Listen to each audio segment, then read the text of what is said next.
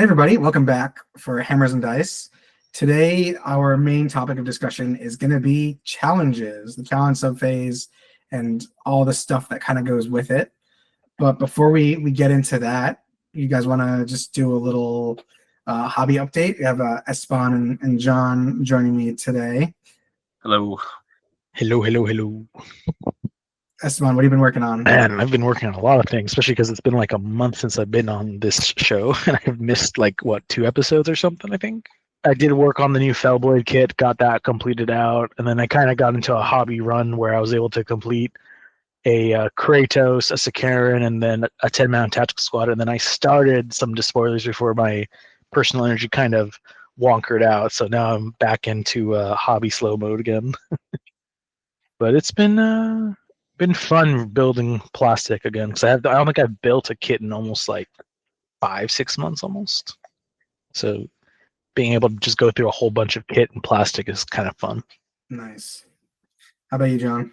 Been also building as well. I have been building some old world stuff, but for 30k I've been building Saturn Terminators. So I'm building a command squad for my Blood Angels and a Praetor, and I'm just waiting for some 3D printed right arms for the full command squad. But I'm pretty excited to see to put those on the table. Like Saturn have been the new hotness for 3.0, and I've actually barely seen them on the table, if at all. So it'd be cool to actually see them in game. And also have been painting some vehicles from Sons of Horus, painting 2 Rhinos and 2 Vindicators, so adding some more armor there. Yeah, I've only seen Saturnine in one game I've played so far. So they're definitely, I think people are still trying to figure out how to integrate them into their lists and what their like role is. I'm just deep striking mine is the plan. Like 3, 4, 6 dudes, put them on like the backfield or center objective and be like, hey, like just deal with this. Fight me, I dare you. Just try to take me off. I dare you. Have you played any games recently? Yeah, I played a bunch. I played I'm running 2 leagues. People who don't know, I'm running one at GTTs. It's like a slow grow narratively escalation league, and I'm running one as well in Loaded Dice Games near Six Flags Magic Mountain near Los Angeles. But I played a 1,500 point game versus actually the guy who got best loyalist at LVO, this super cool dude named Ian, and he was also like learning the game, but he just kicked some butt at LVO. So I played a game. Okay, we're gonna have like a fun competitive time here. And yeah, it was a super close game. I got kind of outscored super hard early game where he had 3 tack squads and he was able to blow up my tack squads. I wasn't able to blow up his predator, like all Volkite predator. So I was kind of down in points, but then freaking Abaddon and Justarian came in, and geez, dude, Vanguard 4 is so good. You know, Vanguard's kind of hard to score against smart opponents, and Ian was pretty smart about his stuff, but you know, deep striking, like, and just the objective placement was close enough. So yeah, being able to score Vanguard points, and also with my veteran assault squad, kind of brought me back and got me a very close win. It was like 35-30. And, oh wow! Yeah, and I also put my Blood Angels on the table once again against a Khorne Ruinstorm army. So played my buddy Andrew, and that was super cool. We played Cygnus Prime, fully painted, lava board. Yeah, it was awesome. And there was definitely a challenge between Cabana and Sanguinius, which we'll probably talk about in the challenge section, because Primarchs have some funny gambits, but close win for the Blood Angels there. I did lose my Primarch. He just like in the books, first battle, you know, he gets his ass kicked. But the red guys were able to, well, my red guys, the loyalist red guys were able to secure the day barely. That's always a fun match. You know, who's the good guys? The red guys. Who's the bad guys? The red guys. The red guys too. Slightly different shade of red, okay. There you go. Equally angry. One is Blood Angels red, the other one is Khorne red.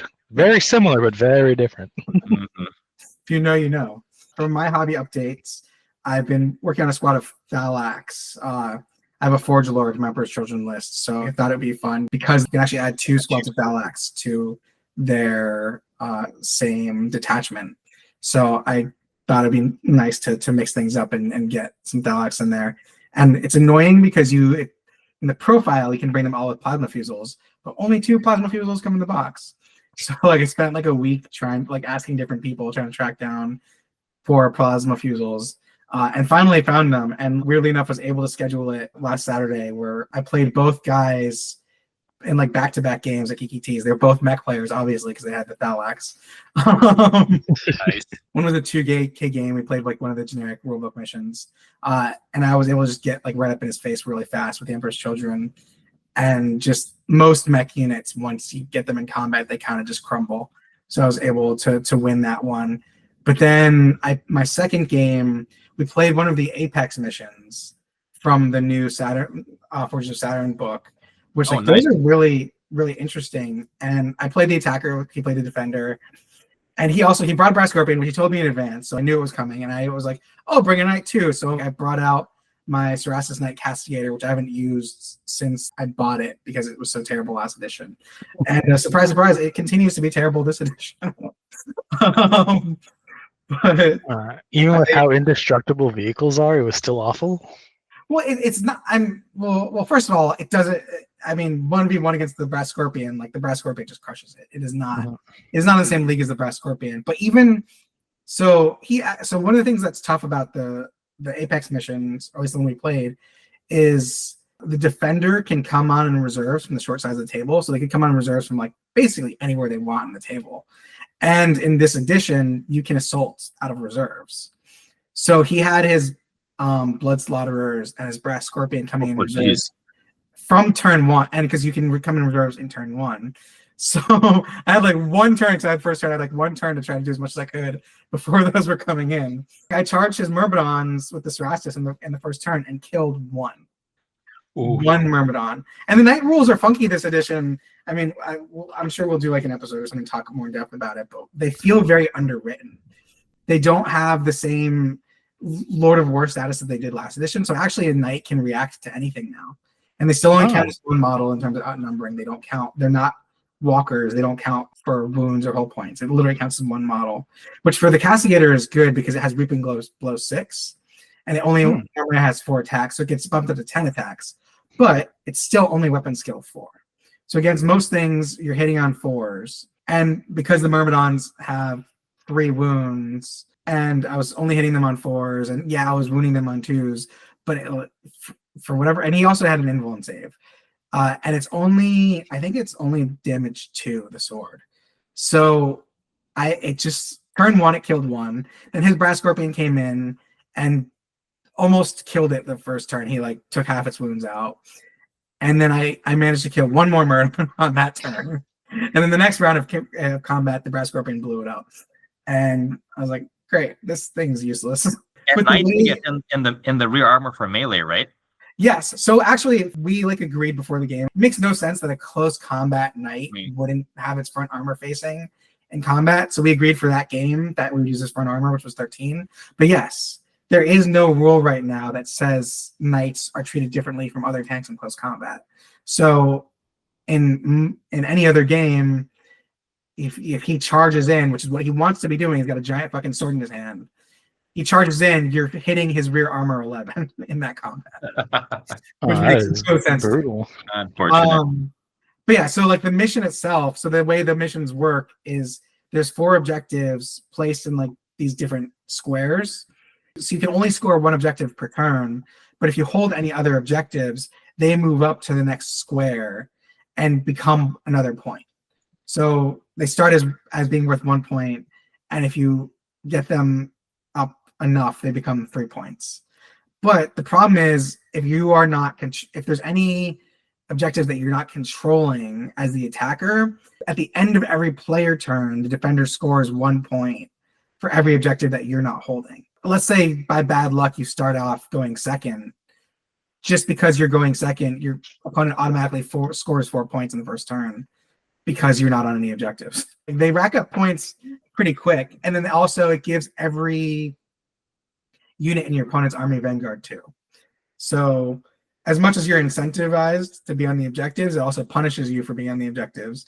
So it was an uphill battle. Turn 2, I was like, there's no way I can win this thing. I was certain that I was done for, but I managed to claw my way back for a tie, which like almost felt like a victory in the end. The last turn, I got Warlord kill and Last Man Standing, which like brought me back up to the tie. But it was a tough one. those were my most recent games. And moving on from that, we didn't talk about this last episode, but there was the Black Shields and Shattered Legions have dropped, They which did. is pretty cool. We're not going to go in depth in it, but do you guys have any quick thoughts you want to share before we jump into challenges? I mean, I think the Black Shield and the Shattered Legion rules were an improvement from last edition. Black Shields, I didn't go too in depth, but they seem fun. They seem unique. And it's definitely one of those things where, like, if you try to break it, you can definitely break it. You want to approach it really thinking of the not just narrative, but to echo last episode, find out what's really good and avoid those combinations, or maybe have like a cool combo and then balance it out with some big weakness to your list. Because there's one where that lets you have a bunch of characters, and if they die in melee, you get victory points. So it's like, oh geez, like that could be tough. But it's super fluffy. I think it's super interesting. And at first, okay, this is a hot take, but I don't like Black Shields. I like playing against the 18 color combinations we see in like lore wise. But I mean, I think it's cool that they exist. And for the people who really like Black Shields, I think it's a wonderfully thematic list that we could go in depth in a future episode for sure. But right now, I think it's pretty solid. Yeah, I think the Black Shield rules are really interesting, but actually, the individual Legion rules for Shattered Legions, I think, present some really interesting opportunities and different combinations that I really like. And you're right, like some of this stuff can be broken in weird ways, but some of it just looks really fun. Mm-hmm. I feel like the Emperor's Children one is better than the current Emperor's Children. I also thought that. So, and I think it's the same for a few of those. So I was like an Emperor's Children, Sons of Horus, Shattered Legions lists from Istvan 3 sounds like it would be really fun. Which I have both of those legions, so maybe that's what I'll do next. We'll see. I don't know. Yeah, Esteban, what about you? Have any thoughts? I've been kind of reading through a little bit, and I think they're just really neat, honestly. I know Black Shields is just a great way for people to just kind of build something that isn't just a standard legion if they don't want to go the traditional route. I mean, those people are far and few between, but they do have the option now. So great for them. Some of them are kind of funky, especially like the Alien Curious Weapons one, just because it provides you such an awesome modeling opportunity, but it's also like a very difficult modeling opportunity. Yeah. And all the power to people who do go that far, because I have nothing but respect for them for putting in all that time and effort. Although for Shattered Legions, I did read it through, and I was immediately like, ooh, you could create some really interesting forces to represent different parts of the heresy. And my first thought was, since I played Dark Angels, was this is an excuse for me to paint up some Ultramarines and Blood Angels and do like an Imperium Secundus list where all the loyalists stuck on the other side of the maelstrom are just trying to hang on by a thread, trying to hold their ground as a list idea. Or if you want to do something like a Siege of Terror list where you're there at the very last day of the siege and you've got, broken units of Imperial Fists, Salamanders, and Space Wolves maybe all linked up together trying to survive. And the cool thing too is Shattered Legions isn't just loyalists. A lot of people usually talk about loyalist Shattered Legions, but there's also a lot of traitors. And to echo the Siege of Terra thing, during the final days, there were just roaming war bands of like random traitors, Night Lords, Word Bearers, World Leaders, Sons of Horus. Just the big overall command structure is kind of gone, and you just have a bunch of war bands roaming around. So that could be a really cool thing. You could have some anti-Shattered Legions kill teams kind of thing, like the ones who hunt the Iron Hands and Raven Guard Salamanders down. So it's really fun and fluffy, and definitely an improvement from the Nightmare of last edition, where you had to check for casualties every phase and your rules would change. Oh yeah, the rules last edition were like, and the crazy thing was like they knew too, because they literally printed it in the book. Hey, these rules kind of suck. Sorry. Yeah. It's basically like the context. Yeah. Not the rules suck. It's just that they were very complex to the point where they were unplayable for a standard game. It was probably the worst blowback up until the announcement of 3.0 from people being like, I remember one person being like, no one should ever use this at an event ever. Like that's bullshit. Like this is unacceptable. Like just people just going off the rails. I think I've said that. Like you should just use Black Shield rules, because the Shattered Legion ones were just so whack. They were just dragging the game out. Yeah, it was literally like for every individual model in your unit, the least models versus the most models, you have different rules, and it changed every turn depending on what models were still alive. It was every phase, which even Yeah. worse. So if you lost casualty shooting phase, okay, then different rules, and then you get charged and you lose different stuff in melee, different rules now. It's like, geez, I don't know how anybody could keep track of that. It was it was a nightmare. Let's move on to what we're all here for, the challenge subphase. Speaking of improvements in last edition, yes. in my opinion. So last edition challenges were pretty broken, I think. It was one of those things. So any character could engage in a challenge, and there were also a lot of units that had a special rule that allowed the entire unit to accept or issue a challenge. So it made it a weird game where it wasn't really about having your warlords clash. It was this kind of, oh, hey, I'm going to go into your warlord's unit and challenge your warlord with this mook from my squad, and then wipe out the rest of your squad. And then I can, once they're dead, your warlord is stuck in the challenge, I can kill him with the rest of my squad and he can't attack them back. Was what happened a lot of the time. Mm-hmm. So it never really felt very themey. And it was one of those things where it was like the unit with the best weapon and the best weapon skill almost always won. It was very predictable what was going to happen. And you could also, it wasn't as big of a deal if you denied a challenge. If someone's trying to challenge out your apothecary, you could just be like, well, my apothecary just got a chainsword, so I'm just not going to accept it, and he won't fight this turn. No big deal. So it was broken in a lot of ways last edition. Even when it's cool, like you have a Primarch fight, Randy kind of hinted on this, but you could easily math out who would win to the point where there was like a chart going on. I mean, it was kind of fun and cute to have like this chart that showed who's the best Primarch in a duel, because you had your initiative, you had your brutal 2, your weapon skill chart, and all that. So it was really easy to predict who would win in a fight. Yeah, I think so even then was kind of lame. I think there was a statistic thing going around where it was like you had the exact percentage chance of with any Primarch against any other Primarch who was more likely to win, and the exact percentage chance they were to win. But also what ended up happening a lot was they would just whack at each other for 5 turns, and that would be that. And there wouldn't even be a winner until one of their retinues killed the other and started piling in. That would kind of be what would tip the scales in a lot of the Primarch battles. Whereas now the challenge rules are completely different. And I feel like before the edition came out, a lot of people were looking at these rules and thought it was going to really slow the game down and be an unnecessary like mini game within the game. And while it definitely does have a little bit of a mini game feel to it, I look forward to the challenges. It almost feels like a nice break from the regular game. It like feels completely different and it's exciting, and it gets you into the theme of the moment more than just the regular gameplay. So even though I have a really bad track record of winning my challenges so far, I still get excited every time I get into a challenge. It feels very thematic. So let's talk about how we get into challenges. At the beginning of the assault phase, either charging in or if you're already in combat, the player whose turn it is can choose if they want a command or a champion subtype character to issue a challenge. So this is one of the first big differences, because last edition, almost every squad, their sergeants were characters, and every single character could accept or issue a challenge. Now, there are still some squads whose sergeants have the champion subtype, but nowhere near as many. And so a lot of units don't even have a model that can issue accept a challenge, which makes it feel bigger now when there's a challenge. Special. Only certain characters can do it. So it gives them a little bit of gravitas in that moment. There's ways you can give the champion subtype to a model that doesn't have it. For instance, veteran sergeant, the prime slot. So you could give any sergeant with the prime slot, veteran sergeant, and they become a champion. They get +1 weapon skill and +1 to their attack. So that's an option you can go for.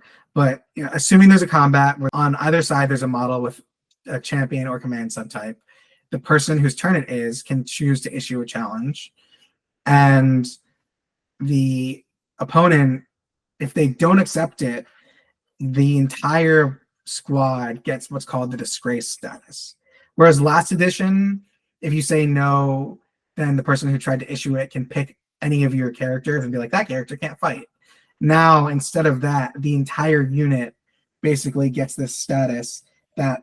Are you sure about that, Randy? Sorry, I'm reading it here, and it says, if the opposing player cannot or chooses not to select an eligible model to accept the challenge, then the player which issued the challenge must select one enemy model from the same combat which was eligible to accept the challenge and apply the disgrace status. So it only applies to the one model, right? It applies. So if you look at the disgrace statuses, all the effects that would normally apply to a unit that includes a model with a status effect, any models in the same unit as a model with a disgrace status. So the model takes it, but affects the squad, I believe. Oh yeah, so the model gets the status, but because the model is in that squad, the entire squad is affected by the status. Gotcha. So okay. The entire squad has its weapon skill and leadership characteristics halved for the duration of the assault phase. And just like all other statuses, they're all reduced to combat initiative 1. And this is really important because when you're in a combat, it's the first thing that happens. So if you decline a challenge, then for that combat, all of the models in your unit are initiative 1. They're half their weapon skills. So that's going to be weapon skill 2 or 3 if you're like a Marine unit. And then your leadership is going to go down to 4, most likely 4 or 5.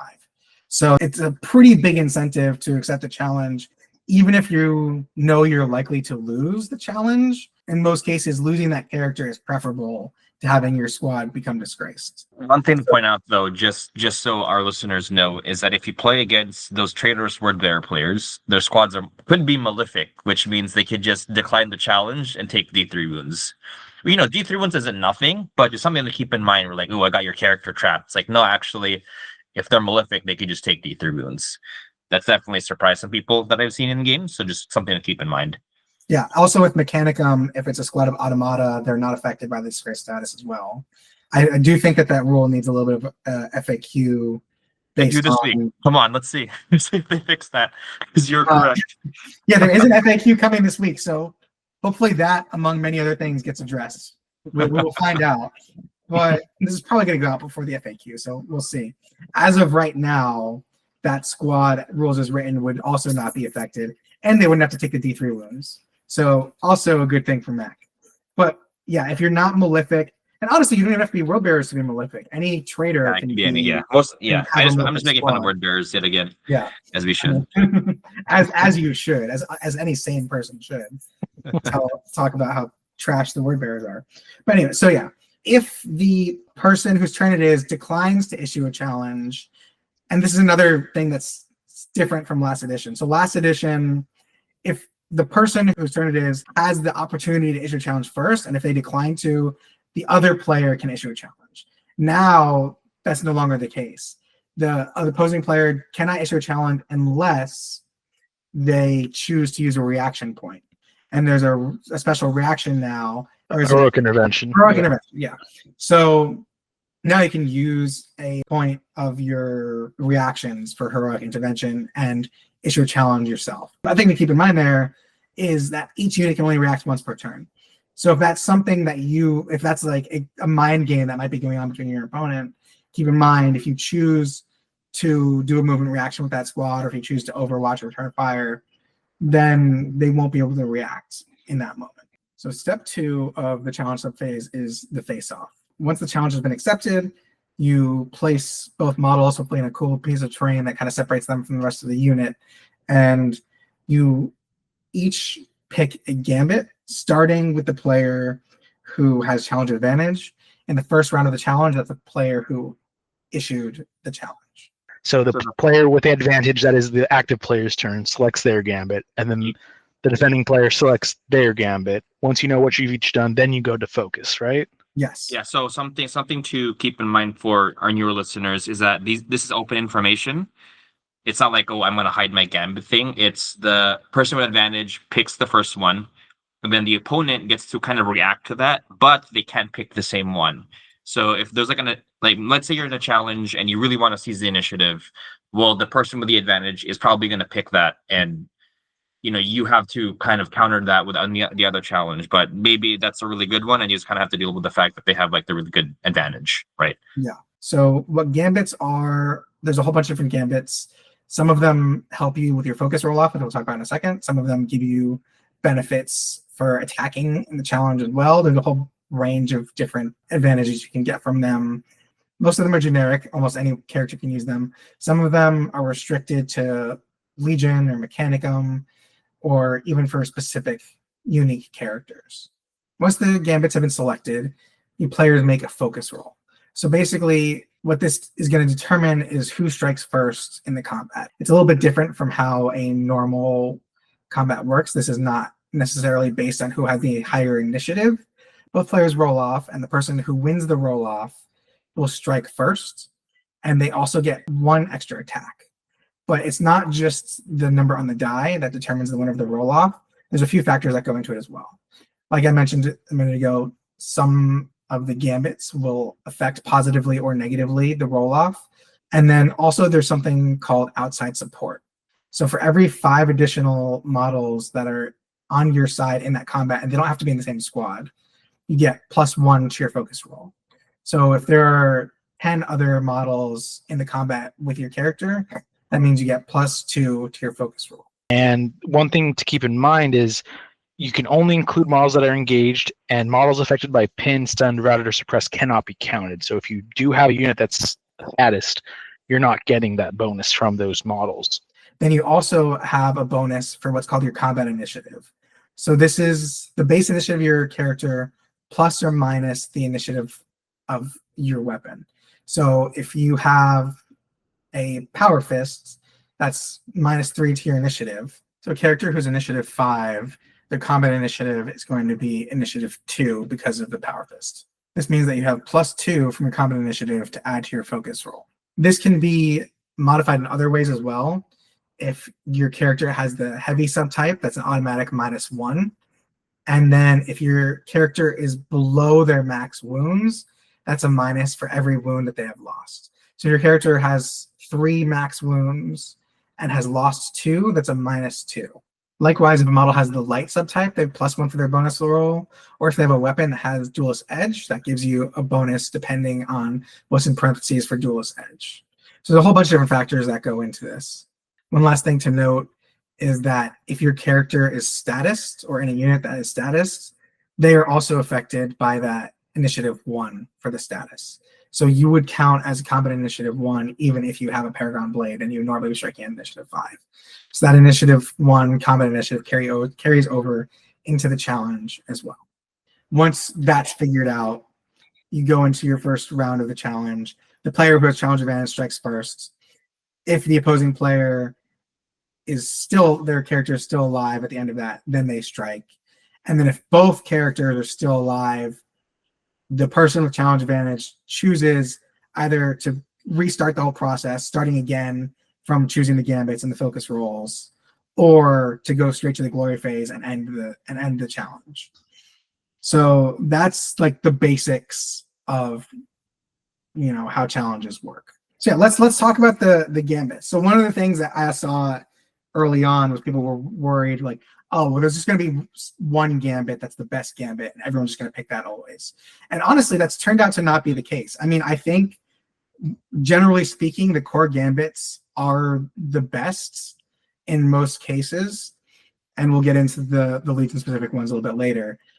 But depending on the character you're using, your opponent's character, there are going to be different gambits that are better, and you might even change up gambits from different like phases in the challenge, and which I have done. I very rarely use the same gambit multiple times in a row. So let's go through them. So the first gambit is called Seize the Initiative.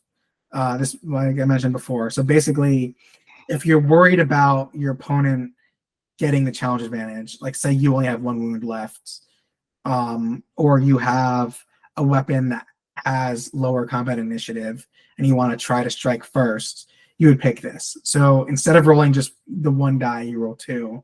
You pick the highest result of those 2. If you don't know, let's say again, if you're a newer player or you're still getting your head around challenges, if you don't know what to pick, I would just pick this one. This is the most straightforward one. It doesn't modify your weapons. It doesn't modify your attacks. You just get a better chance of going first and getting that extra attack from winning challenge with the face-off roll. So once again, like if you don't know, if you're not sure what gamut to pick, just go with this one. It's pretty straightforward. and I mean, hopefully that's the strike first. my only caveat to that would be pay attention to your bonus to your roll versus your opponent's bonus, because there's going to be situations where you have a character who has a low initiative, you don't have any high, and you don't have any outside support, and then your opponent has high initiative and high outside support. There's going to be situations where it's like your opponent can roll a 1 or a 2 and still beat you if you roll a 5 or a 6. So there's going to be certain situations where it's almost useless to pick this gambit. So just be aware of that, because there will be times where it's like, oh, it doesn't matter what I roll. I literally can't get challenge advantage. The next one is Flurry of Blows. So if you pick this gambit, you get plus D3 attacks for that strike phase, but any hits inflicted by these attacks only have a damage characteristic of 1 maximum and can't be improved by shred or critical hit. So even if you have like a Thunderhammer, Paragon Blade, whatever, no matter what weapon you have, the damage will only ever be 1. So this is really helpful if your opponent has like 1 wound left, or if you have a lower weapon skill and you're just trying to do whatever you can to knock some wounds off. This one seems cool, but also remember again that your damage goes to 1, because I see this being picked a lot when I was first started playing, and then they're like, "Oh, I only had do damage 1," and it's like the first round. So just keep that in mind that it does reduce your damage. This is not a first round pick. This is my opponent has 1 wound left. I gotta just knock off that wound. That's when you use this one. Test the foe. The model of which is selected gains no benefit in the focus strike steps, but if not removed as a casualty, automatically gains challenge advantage in the glorious step. So this is useful if you have like a Saturnine Praetor, or again a model where you basically don't think you can win the focus roll. I haven't used this one yet. I haven't seen anyone really use it yet. It seems very specific situational. So I mean, there's definitely situations where I see it coming into play, but probably not very often. The next one is Guard Up, which this one has been used against me to great effect. So if you select Guard Up, the model for which is selected gets +1 to their weapon skill in the strike step, but can only make a single attack, regardless of how many attacks they can normally make. But for every attack your opponent makes that fails to hit, you get a bonus of +1 to your focus roll that adds on top of all your other bonuses for the next round of the challenge. So this is really useful is if like you have 2 models that are the same weapon skill attacking each other, and then you say, oh, I'm going to do Guard Up. Then all of a sudden they're hitting you on 5s, and for all of those misses, that gives you an advantage on the focus roll for the next turn. And that has definitely been used against me, and I lost at least 2 challenges because of it. You can still do damage, right? You just get 1 attack. Yeah, you just get 1 attack. Yeah.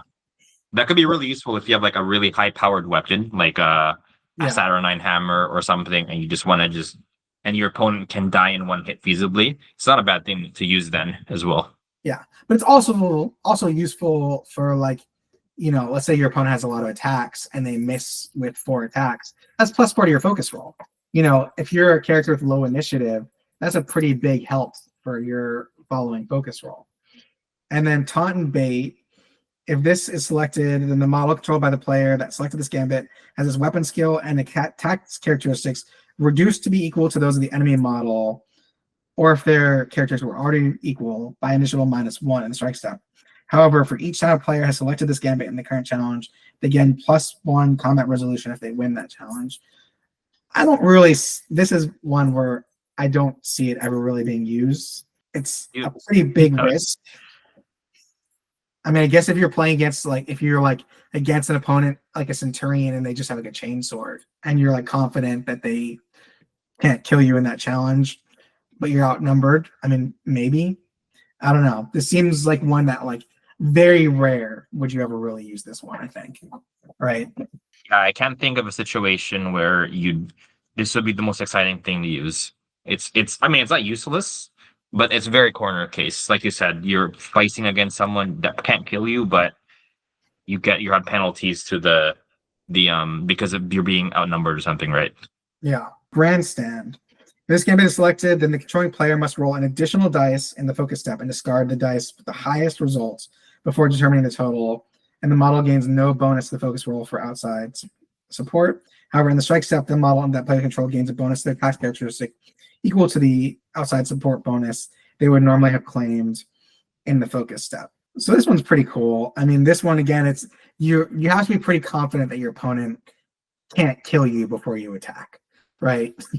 But if you were going to have, like a bonus of 2 or 3, and you have a Saturnine Praetor whose base attacks is like 5, and then you're going up to like 7 or 8 attacks, that's pretty good. So I could see this being really helpful for if you have a low initiative model with a powerful weapon that you're just trying to get more attacks in there. Feint and riposte. This may only be selected by the player choosing the gambit in the first step. Once selected, the player selected this gambit may name any other gambit, including faction-specific gambits that the player did not have access to, and the opposing player may not select the gambit in this face-off step. So this one's actually huge. A lot of, like you said, like Elijah Lee-specific gambits aren't the best, but there are some that are really, really good.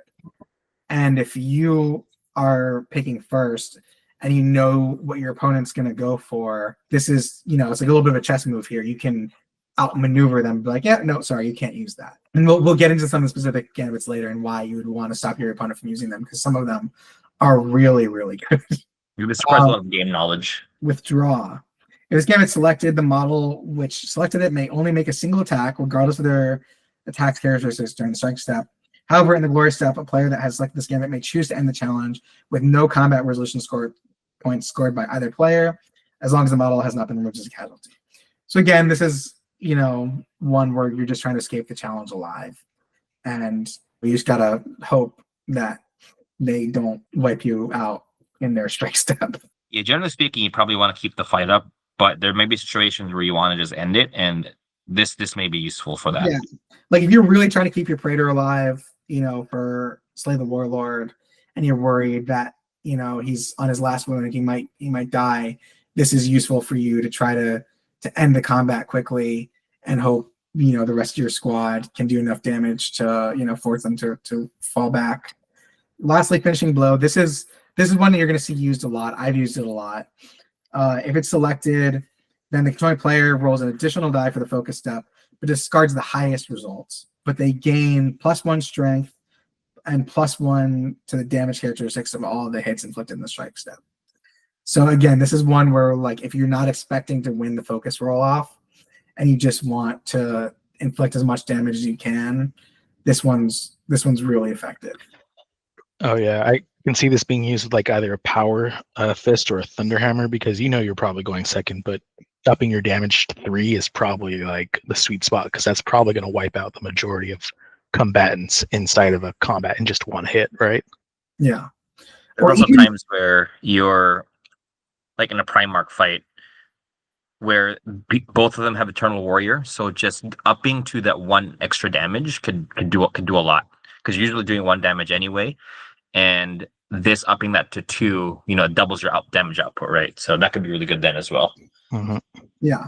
Also, this is good. So let's say that you have a champion, so you're initiative 5, and you're against a Terminator who's got like a Thunderhammer. There's a pretty good chance that you're gonna beat them with your combat advantage. You already have initiative 5. With your outside support, that could give you a few extra.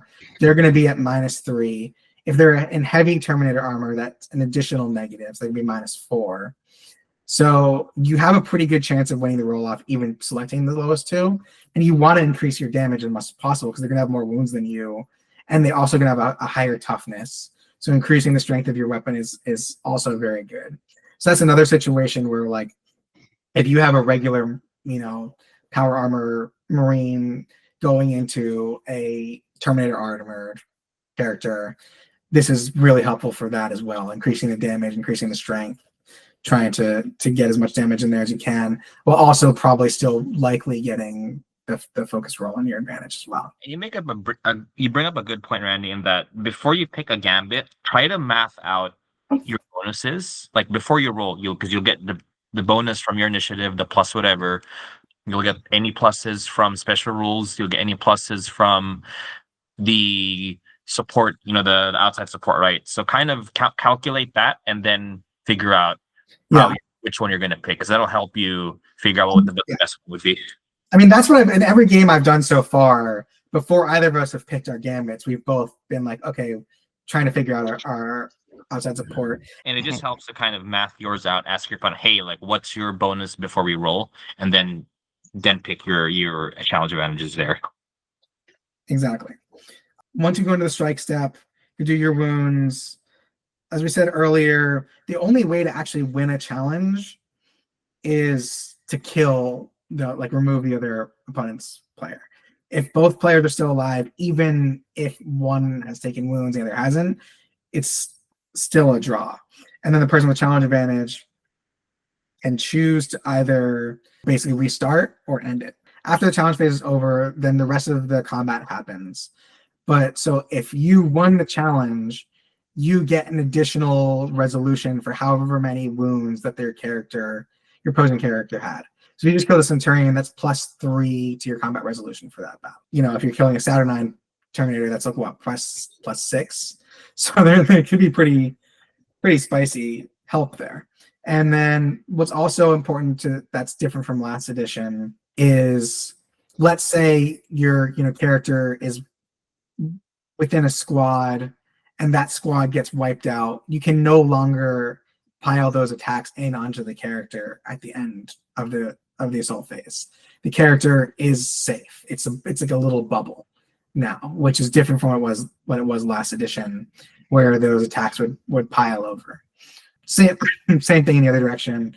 If your Praetor wipes out your opponent's character, those extra attacks just kind of go into the vapor. They don't do anything. So it's like they're kind of treated as separate combats, and then you just combine the results in terms of the combat resolution. So we're not going to go through every single Legion Gambit. To be honest, a lot of them are not very good. Most of them are like a slight bonus to your focus roll. Depending on, the Ultramarines, it's like every command model in your army, you get +1 to your focus roll. For the Emperor's Children, it's like +2 to your focus roll. A lot of them are variations on that. But there are a couple standouts that I wanted to mention that are things to look out for. So the first one is not actually a Legion specific one. It's for librarians. If you have a librarian with the divination psychic ability, first of all, they gain Duelist Edge 2, which Duelist Edge now only affects challenges, and it gives you a bonus for your combat initiative in the challenge. So Duelist Edge 2 means that your combat initiative goes up by 2, which is very good. And they just generically get that. They don't have to do anything for it. And they also get a gambit called Every Strike Foreseen, which means that they're hitting on a 2+ in the challenge, which is just amazing. I mean, you could have, because librarians are weapon skill 5, you could be going up against a Praetor with weapon skill 6. You could go against a Primarch that's weapon skill 8 and still only be hitting them on 2s, which is crazy. Yeah. So definitely something to look out for if your opponent has a divination librarian or a divination freaking Ruinstorm Sovereign, which could, you could see that they could take divination too. So be careful. That's one of those things where if you do go first in that challenge, you're going to want to block them from doing that, because it's really scary. It's one of the things that has made Thousand Sons really good right now, is that they are able to do that. Also, Mechanicum has a really good gambit. I don't know the name of it because I don't actually have the mech book, but it was used against me multiple times this weekend. Basically, the character can make a shooting attack before the strike happens. Okay. They can just blast you in the face before either of you attacks. Is that the Myrmidex one? I think. I don't know. I have a mech book, so I'm trying to look it up. I think that's the Myrmidex one, because if it sounds the other true. one. The other one's insane, which I'll mention later, but yeah, I think it's a Myrmidex one. Yeah, if this gambit is selected, then the controlling player must roll an additional die in the focus step and discard the dice with the highest result before determining total. However, in the strike step, the model for which this gambit was selected may make a shooting attack with a single ranged weapon that does not have the Blast X template or Barrage special rule before either model makes any attacks. The shooting attack must target the other model challenge.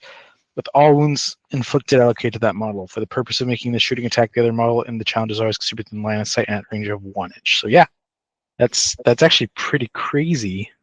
Yeah. Ah. So definitely be on the lookout for that, because mech players can have some pretty crazy guns. Yeah, on their characters. On And their not just characters. pistols, Dude, you can have like plasma fusils Yeah. Dude, or just photon take thrusters. a meltagun. Yeah, exactly. That's, Just melt a that's, gun. if that Melt a gun in hits, the face. that's 6 damage. That's 6 damage. Yeah, From no, 1 it's true. inch That's away. true. That's instant death right there. Jesus. Oh my God. That's disgusting. Ew. Say Meltagun's only a 3 damage. It's 6 against a vehicle, I believe. No, because Within it'll be Melta. in Melta range, right? Isn't it And I just think- it I doubles think that damage? only think affects Melta vehicles. only impacts vehicles. Yeah. Oh, okay. Yeah. But it's still Not Dreadnought. three. Fun That's still fact. 3 It's still 3 damage. damage. Like Yeah. that's gonna kill any Centurion level character. Like, that'll kill. Yep. That'll kill your champion. That'll kill your weapon skill 7 champion. Yep. That'll kill all of your Centurions. It's A lot still, of stuff. Ooh. um, Oh man, spooky. pretty spicy. And then there's 2 Legion specific gambits that I wanted to call out. These are like I quickly read through all of them before this, and I was like, this is trash, this is trash, this is trash. And I was like, oh, this is good. So the World Eaters, the Astartes World Eaters, not the Hereticus World Eaters, they have the Violent Overkill Gambit, which allows excess wounds to spill over to models outside the challenge. So if you just have like an absolute beast in your challenge who just kills your opponent in the first hit, then all those other attacks spill over onto their squad, which is pretty nice. That was something that we're hoping we might see in this edition, because we talked about that a lot last edition, how it was crazy that other characters could strike into the challenge, but if you kill someone in the first attack, your attacks just kind of disappear. It doesn't make sense. But the way they've kind of separated this edition, it makes a little bit more sense, thematically, because it's people are stopping to watch them fight, and so that makes more sense. But it's still, your extra attacks, just nothing happens with them. But the World Eater's Gambit actually makes use of it. It's basically this guy is so blood crazed, he kills this guy and just keeps attacking other guys, which is very themey for World Eaters. And then the Sons of Horus Gambit, I really like. So this can only be in the first round of the challenge, which again, if you're playing an opponent who's smart and they have the first pick of gambits, they can block you from doing this, and then that's it. You can't use it in that challenge. But you in the first round of challenge, you get Phage T for all of your attacks. So if you manage to get 1 wound through, your opponent and all of the models in their unit have -1 to their toughness, for the rest of the game, which is that's pretty strong. Yeah, which is freaking great, especially because the challenge is happening before the assault phase. So you just knocked the toughness down of the entire unit before they even get a chance to strike. So it's pretty awesome. Well, that is pretty good. Thanks for that words of advice. I'll make sure to remember that every time I play World Eaters. No, I've used that. It's freaking wild, especially because Phage is a unit debuff, so yeah, it's pretty gross. John, what about you? Do you have any other Legion specific gambits that you like? The Raven Guard one. Yeah. Yeah, it's the one where you can only, so when you select this gambit, you can only use it once per challenge, but even if you don't go first, you can pick it. But if you selected, you'd skip the focus roll step. So this is a prime target for the one that cancels other gambits, because you essentially almost auto win. So what it does is there's no focus roll. Instead, you make 1 attack, and if that attack hits and wounds, even if they make a save, you immediately make the rest of your attacks. So if you have 4 attacks, you make 1 attack, and if you hit and wound, you make the rest of your attacks, regardless of initiative, modifiers, or all that. It's cool, but it's not as good as it sounds. Because with that 1 attack, you're most likely hitting on a 4. Depending on your weapon, you're hitting on a 3 or wounding on a 3 or 4. I've had it used against me multiple times, and both times they failed to wound me, and then they can't attack. They can't attack again for that phase. So you lose all of your attacks after that. Yeah, I think I mean, the coin flip is the hit roll, but if you have a Thunderhammer and you make the wound roll or something, or a Power Fist or whatever, because 2 up is a 2 up, and then you're kind of you get to swing immediately. So, So I do think it's very themey good. and fun, but I do think that it's a bigger risk than you might think it is.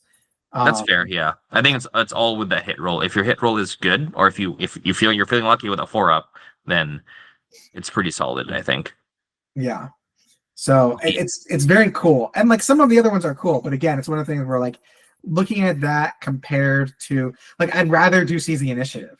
And again, it comes down to if you know that your outside support, like if you know that you can't win the roll off, and you only have one wound left, and you want to strike first, that challenge could be clutch, right? That could be like your one saving grace. Like there's definitely gonna be situations where it's like this is your best chance, but I do feel like it's one of those things where it's situational, and more often than not, you're probably going to want to do Seize the Initiative. A lot of these, it comes down to the individual challenge, who's fighting who, and all that stuff. Yeah, there's really no end all be all gambit to pick, which I think is great. Even the Sons of Horus one, right? Maybe you really want to go first. Maybe you really maybe you need that extra damage from what's it called, from finishing blow, right?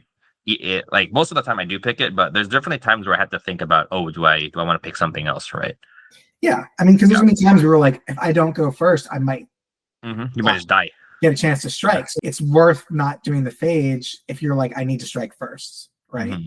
So there's a whole bunch of different elements that go into that. Yeah. Now the next one, which I really think is insane, is the other Mechanicum one, which is the Malagra one. And this one is when you select this gambit. Well, you can only select this for a Mechanicum model with the Malagra like Legion trait essentially. And then you make an intelligence check, which is stupid easy because most mech things have intelligence 10 with probably a cyber familiar, so they have a +2 to their roll.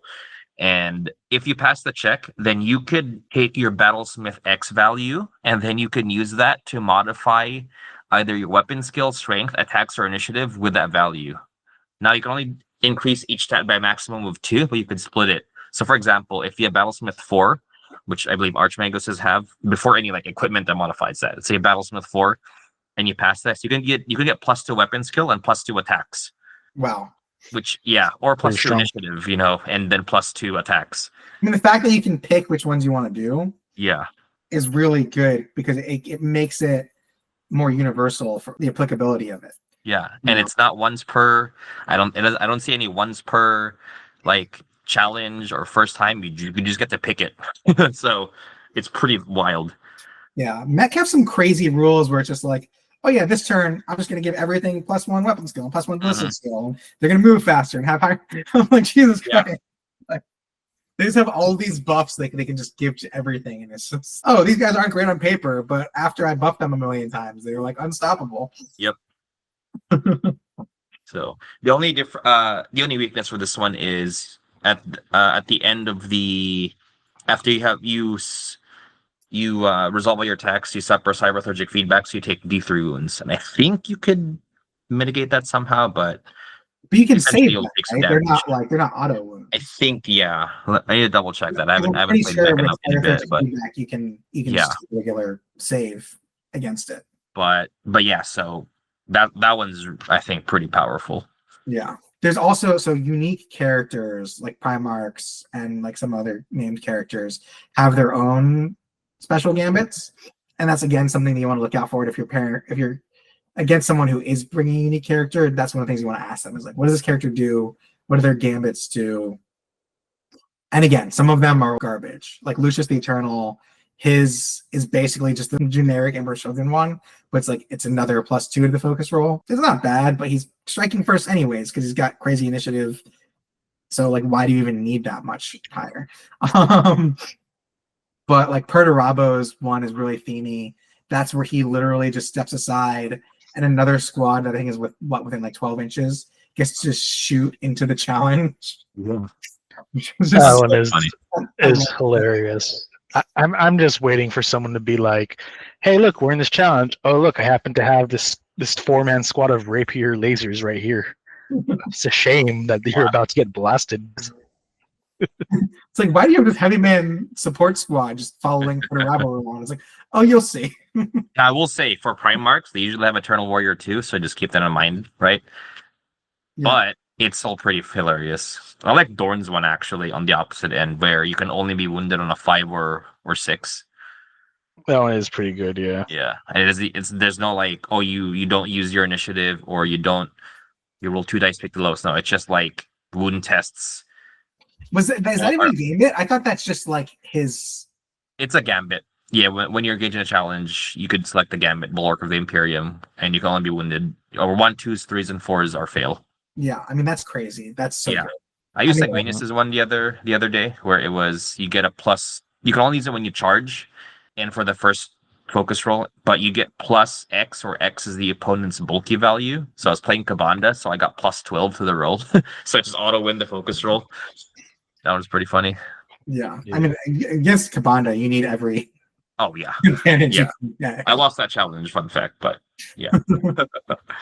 And another thing that's important to ask at the beginning of the game, which I like for me has become standard practice, is like when I'm playing against a legion or a list that I don't normally play against. I always want to know, what's your advanced reaction? What special abilities does your legion to get? And part of that question should be like, what's your special gambit?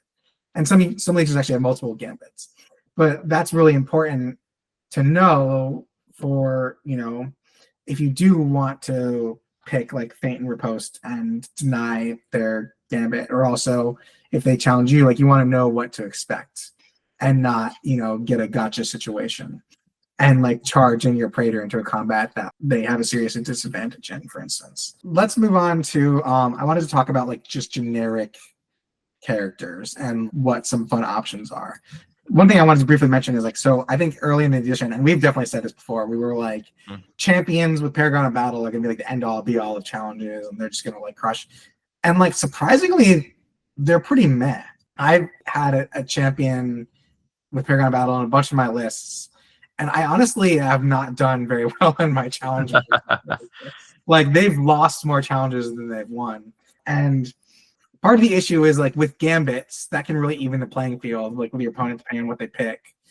And then also it's the Paragon Blade. I think Paragon Blades are kind of trash, dude. Like being limited to the Paragon Blade really limits them because they're only damage 1 unless they get the critical hit. And they're strength 5, so they still need the 3s to wound against regular Marines, or like 4s or 5s against Terminators. So even with the 7 attacks with challenge advantage, you're still not guaranteed to kill your opponent. Like I've had a lot of times where I just whiff a bunch of attacks, whiff a bunch of wounds. I get 1 or 2 wounds through, and then they've got a Thunderhammer, and they're like, "All right, I just need to get to hit you twice, and you've only got a 5-up invul, and then you're dead." Yeah, because you're really banking, I think, on the critical hit roll, which at that point just take a Thunderhammer because you're going to hit on 5s anyway, but at least you're guaranteed the 2 damage. Yeah. Mm-hmm. That's the thing. I think anything in this game where you're relying on a 6 to do the work for you, you're, more often than not, you're going to have a bad day. I was going to say, that's where I think the Dark Angels get one. And I know Dark Angels fanboy, because we have that one gamut that allows us to up our critical. So carrying our critical 6 to 5-up is solid for them. Although I feel like it's great for Dark Angels. It is very specifically. But so I picked 3 characters that I really like for challenges, and these aren't necessarily in any particular order. But the first one is a Saturnine Praetor with the Concussion Hammer. That was my pick. That thing, like you go into the challenge knowing that you're just not going to get challenge advantage. You don't care about getting challenge advantage. You just want to hit twice, and you're going to kill whatever you're in the challenge with. Yeah. So, like, just take finishing blow. So your hammer is what, damage 4? Yeah. Or a fist, your soul damage 4. And again, it's like, say you have a Saturnine Praetor against a champion. It's like, okay, the champion's weapon skill 7. They're going to hit you a bunch of times. They're going to wound, like, even if they wound you 3 times, that's still only half your wounds. Because I think Saturnine Praetors are like 6 wounds, right? Let's say they get lucky and they get 1 crit there and you fail it. They're probably doing 4 wounds. Yeah. If they're really lucky, 5. It's very unlikely they'll kill you immediately. You're almost never going to die in that first round. You're always, because you're T6. So let's say they get a crit through and it goes through whatever. Their other 3 or 4 attacks that go through, they need 5s to wound you. So, they're not going to get that many wounds through. And then hitting them back, You've got, I think it's like 4 attacks. You only need one of those. You only need 1 hit, 1 wound. If they fail that 5 up, they're just dead. So that's what you're banking on there. And then my next pick is a librarian who has divination and a Force Axe. And you can also, if you want to get cheesy with it, you can give them biomancy too, because librarians can have 2 psychic disciplines now. And so biomancy on your turn, you can buff them up. I think it's like +2 strength and toughness, something like that. +1 or +2 strength and toughness. So you're going into a challenge with extra strength, extra toughness, wounding or hitting on 2s, and then Force Axes are AP2, and then force damage. So it's like 1 damage, you can up it to damage 2. So you're gonna hit a lot, you're gonna wound a lot. That thing, it's just like it's like just a killing machine. So good. And then my last choice is a Praetorian Command Squad champion who's been upgraded to a veteran sergeant. And I would give him like a hammer or fist. So the Command Squad sergeant is already a champion. So they already have that subtype. So what it does, I think you get an extra leadership buff because if you already have the champion subtype. He gets bumped up to weapon skill 6. They already have 3 attacks, so he gets up to 4 attacks. If you're in a squad that you got your Legion standard, you're getting, and you've got like 10 guys in it, you're getting like +3 to your outside support. You know, you've got a pretty good chance of going first and doing some damage with your like hammer or your fist. And it's also like a good protection if you have like your Praetor in that squad. It's a good protection to keep your Praetor out of a challenge. You're not wrong.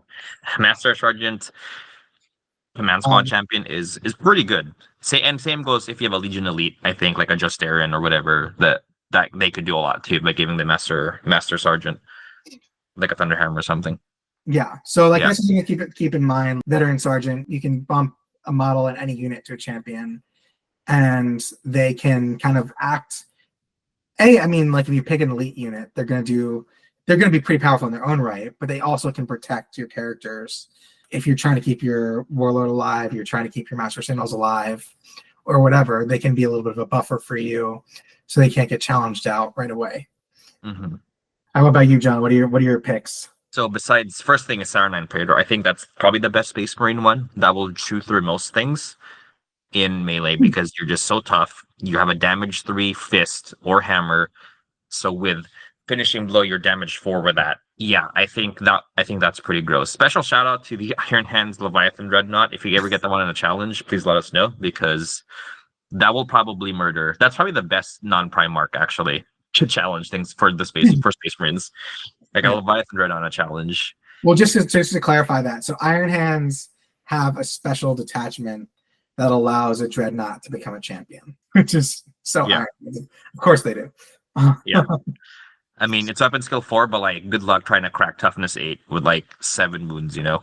Yeah. And it has Leviathan weapons, so they're damage 4. 1 hit, you're dead. Yep. But my second one would be the Archmagos with a Rad Furnace, so -1 to your toughness, Thunderhammer, and Cyber Familiar. The Cyber Familiar just makes it so that you pretty much will only fail your intelligence checks on double 6s, and then you give them Malagra, so you get that gambit we were talking about, where you get Battlesmith X to add to your weapon skill, attacks, or strength, and then you have Battlesmith 4, so you could potentially get weapon skill 7, 6 attacks, 7 if you win the combat. Maybe if you win the combat, you get 6 attacks with your Thunderhammer, and your toughness 7 with 6 wounds. Or toughness 6 if you're regular Archmagos and you don't have the flying chariot. But yeah, that one's pretty crazy. And even with the Myrmidax one, if you want to kit it out with a lot of guns, that works out too. But I prefer the nerd on the chariot is suddenly getting weapon skill 7 and 6 attacks with his Thunderhammer. So that'll be my pick. And that's one of those ones where it's like you definitely want to. I think if you're a mech player, you want to let your opponent know if they don't ask. Yep. Like just be like, hey, just so you know, I can do this, because that's if they're like, oh, I'm gonna challenge your guy, and like that's one of those things where it's like you don't want to create a gotcha. I mean, it's one thing if you tell them early on and they forget, like that's on them, but you gotta tell them at least once, like, hey, just so you know, like I can do this in a challenge. It's like last edition where the Mechanicum reaction was my Warlord and every unit within 12 gets to shoot you before you shoot, if you shoot me. I always tell people, do you really want to shoot me? Because all these things can shoot you. Same thing with Archmage. Like, you really want to challenge? Because if you do, or if you're not going to melee with me, I can do this. So yeah, definitely let anyone know. Yeah. And my third one would be a Ruinstorm Sovereign. With Divination, why not? But yeah, it's the closest thing you get a Primarch that isn't a Primarch. Just watch out for that. If you see a demon flying around, know that your Praetor will die. And yeah. Yeah. I mean, that's no challenge your Sovereign. Basically what it was last edition too. Sovereigns are scary. Mm-hmm. Run away. Run away. Or throw mooks at it. Yeah. What about you, Ashwin? Do you have any favorites? Well, I haven't had a lot of opportunities to game, so I can only say that I'm excited to try a Herald in Catapracti armor with Paragon of Battle, just because the idea of a Herald with a Power Fist and being in Terminator armor, giving him a toughness and invulnerable save, seems like a great way to kind of win points, since the whole point of the Herald is to get points for winning challenges. So I kind of want to see if I can get that to work somehow, but I don't know. It sounds a little tough because the Herald makes himself a big target. Yeah, that's one of those ones where I feel like it sounds cool, but in practice is not, because like they lose the points if they die. Yeah. So like if your Herald gets any points at all, they become a prime target to get taken out. And then it's like, do you really want to just shove him a Land Raider and like hide him for the rest of the game? I don't know. It's that kind of thing where it's a weird situation for them to be in. Yeah, I'll give it a try at least once or twice. I just have to actually, because I've got a Herald and Terminator for my Dark Angels, and I could just put them with like a 5-man of Inner Knights Cenobium. I think they'd be tough enough to handle most combats. I think. I think you could pair Master of Battle with that, or Master Sergeant. So you have the Sergeant to do challenges just in case you don't want to risk your Herald. That works out too. No, actually, that's actually the funny thing, because what Randy was saying earlier with the command squad, you can do that with them, and the funny thing is the sergeant now becomes weapon skill 7, so he's like, there you go, extremely busted for that challenge, in fact. So I'm wondering if maybe that's one of those mean moves where you think twice about doing it, just because you don't want to be the mean guy of, oh yeah, my sergeant that you could probably easily kill on a normal day, now he's weapon skill 7 now. He's as good as Corswain, he's as good as Sigismund now. Do it. And some Primarch. Like a lot of Primarchs are only weapon skill 7. I mean, that's the crazy thing, is that it's not too difficult to buff certain units up where they're at the same weapon skill as like more than half the Primarchs. Because there's not that many Primarchs that are weapon skill 8 anymore, right? Like they've all been nerfed pretty. Horus and Angron are one of the two that come to mind. That weapon skill 8. I think Fulgrim is also weapon skill 8. Mm-hmm. I think Lionel Johnson too, right? I haven't had a chance to use them. Yeah, he's weapon skill 8. I know Dorn got knocked down to weapon skill 7. Sanguinius is 8 because I was fighting Kabanda. That's right. Some of them are still 8, but yeah, a bunch of them did go down. A bunch of them that were 8 are now 7. So like it's actually a little. Personally, for me, I don't like that. I think that no Marine should be at the same weapon skill. Should be able to get to the same weapon skills as a Primarch. Except for Lorgar, because fuck Lorgar. But hey man, how many Primarchs 1v1 a Bloodthirster and win? 2, I think. One of them is Lorgar. One of them is Lorgar. The other is Sanguinius. Yeah. But anyways, yeah, I'm just like, all the Primarchs, in my opinion, should be weapon skill 8, and then a few of them should maybe be weapon skill 9.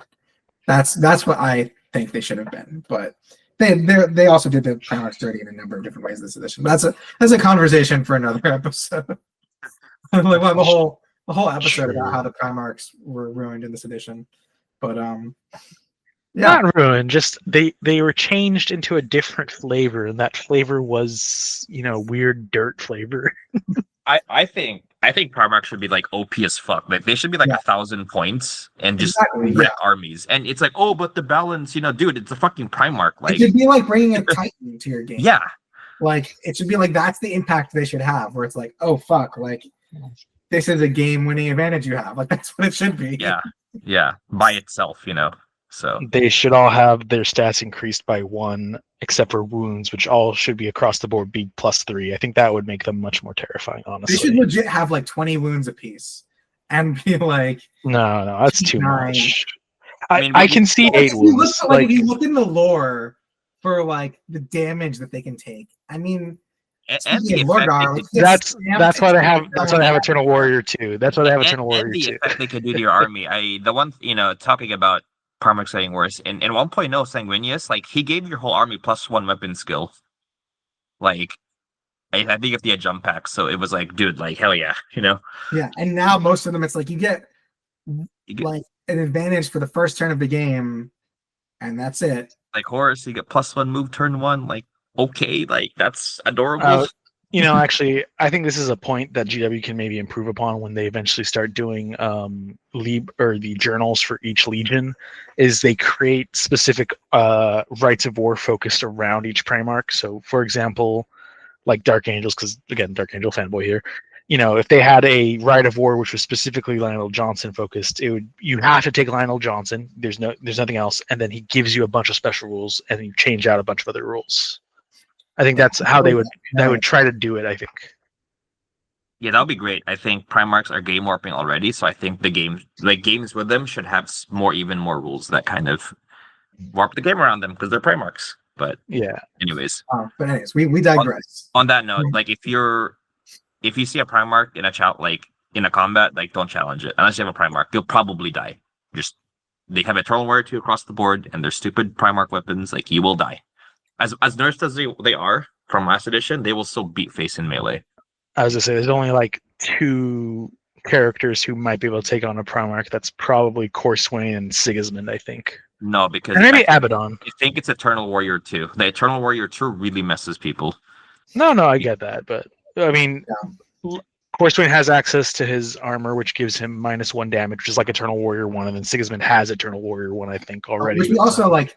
Just to clarify for people, because I don't think we've actually explained what this means yet. So Eternal Warrior is different from what it was last edition.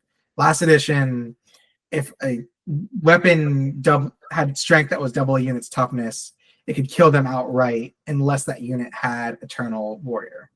Now, Eternal Warrior means that you're reducing the damage that you're taking from a weapon to a minimum of 1, depending on what is in the parentheses. So Eternal Warrior 2 means, say you are going up against a Saturn Praetor, who in most challenges is doing pretty well with their damage 3, hammer.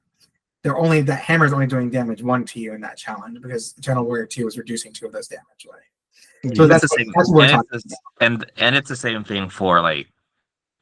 Just to go back to the Sigismund and Corswain thing. I think they still get smushed because Primarchs have easy access to damage 3, and that just blows them up. While most are doing 1 damage to a Primarch.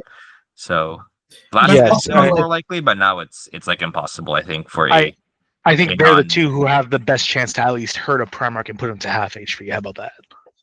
I don't even know if they can talk about half HP, my friend. Like it also means that Primarch challenges are going to be a little bit slower because they're going to be kind of bouncing off each other a little bit more than they were last edition.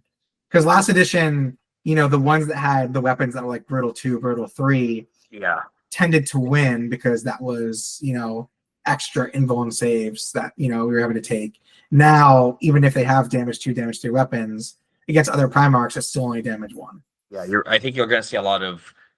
I keep forgetting the name. The +1 damage one and Finishing blow and flurry of blows because you get extra attacks. I mean, you're going to be damage 1 for the most part anyway. Or if you're going to push in that extra damage, or at least you're doing damage 2. That's how honestly Kabanda beat Sanguinius in my game. Is he did finishing blow and he got to damage 2 with some attacks and that pushed him over the edge, which let him kill Sanguinius. So yeah, but yeah, it's definitely gonna be more rounds of combat compared to like a Praetor versus a Praetor or something. Right. Yeah. One thing I want to mention too is also watch out or look for rules that apply for the first round of combat, like impact. Like impact, I believe, if I'm not mistaken, will affect the first round of a challenge because it's like impact says you get this bonus until the end of the first assault phase, and since challenges happen before the assault phase, like Horus Axeman on the charge, he's getting +1 attack for that whole challenge.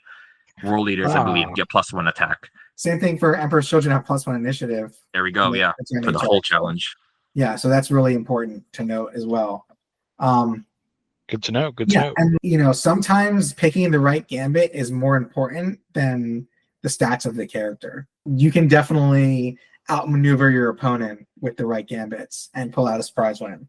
And that's the fun thing with challenges now. They don't feel like foregone conclusions like they did last edition. It feels like, oh, like I'm surprised. Like this could, like I didn't expect this to happen. You know, there's some really cool, fun situations that can happen with gambits now that feel very themey. You know, which is fun. It's fun to be able to get that in the game in a way that doesn't feel like it's like breaking the game. Super agreed. I think Also- that's probably the lesson that we should be telling anyone who's playing the game is make sure you read through your gambits and understand them correctly. Yeah. So there is like the little 2-page cheat sheet that GW gives you, but just know that the cheat sheet doesn't actually have all of the relevant information for the gambits. So like if you already know them and you're just looking at a refresher, it's great, but you actually need to look at the gambits themselves because this doesn't give you all the information that you need for the gambits. I think that's a good place to leave it off. Let us know in the comments if you guys have had any really fun gambit situations, what your favorite loadout for challenges is. And we'll see you guys on the next one.